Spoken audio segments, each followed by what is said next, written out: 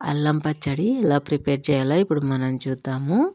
అల్లము బాగా వాష్ చేసేసుకొని ఇలా చిన్న చిన్న పీసెస్ చేసేసుకొని ఒక రోజంతా ఎండలో ఆరబెట్టుకోండి.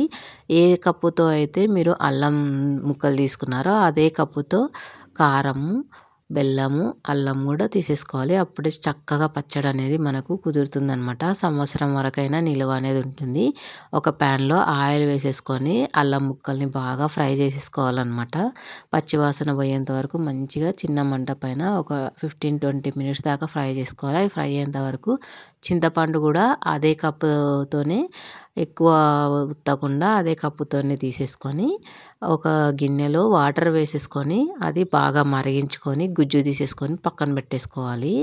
ఇప్పుడు బాగా ఫ్రై అయిపోయింది ఆల్మోస్ట్. దీనిని పక్కన పెట్టేసుకొని చల్లారేంత వరకు ఉన్న తర్వాత అదే కప్పుతోనే సగం కప్పు వరకు ఎల్లిపాయలు వేసేసుకొని ఆరిన అల్లం ముక్కలు కూడా వేసేసుకున్న తర్వాత నేను ముందుగా మెంతులు, ఆవాలు వేడి చేసేసుకొని పౌడర్ చేసేసుకొని పక్కన పెట్టేసుకున్న. ఆ పౌడరు అదొక స్పూన్, ఇదొక స్పూన్ వేసేసుకొని కారం కూడా అదే కప్పుతో వేసేస్తున్నాను అనమాట.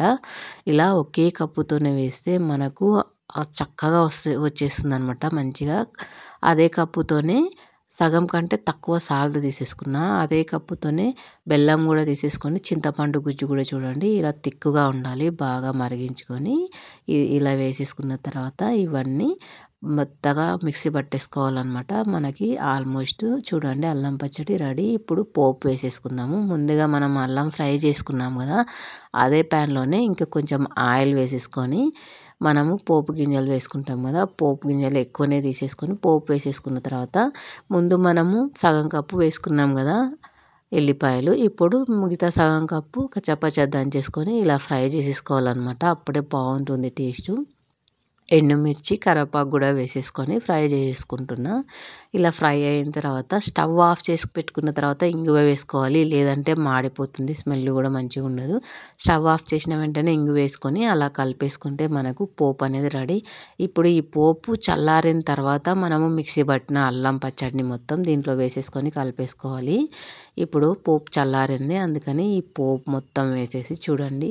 పోపు చల్లారిన తర్వాతనే అల్లం వేసేసుకుంటే మనకు చాలా టేస్టీగా ఉంటుంది. ఇలా సంవత్సరం వరకైనా నిల్వ ఉంటుందన్నమాట. దోశలోకైనా, ఇడ్లీలోకైనా, రైస్లోకైనా, ఊతప్పలోకైనా, లేదంటే అప్పటికప్పుడు మనం వేడి వేడి రైస్లో తింటే అసలు చాలా టేస్టీగా ఉంటుందన్నమాట. ట్రై చేయండి.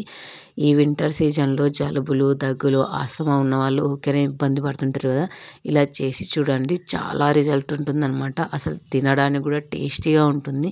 Thank you. నచ్చితే లైక్ చేయండి, కుదిరితే షేర్ చేయండి, సబ్స్క్రైబ్ కూడా చేయండి.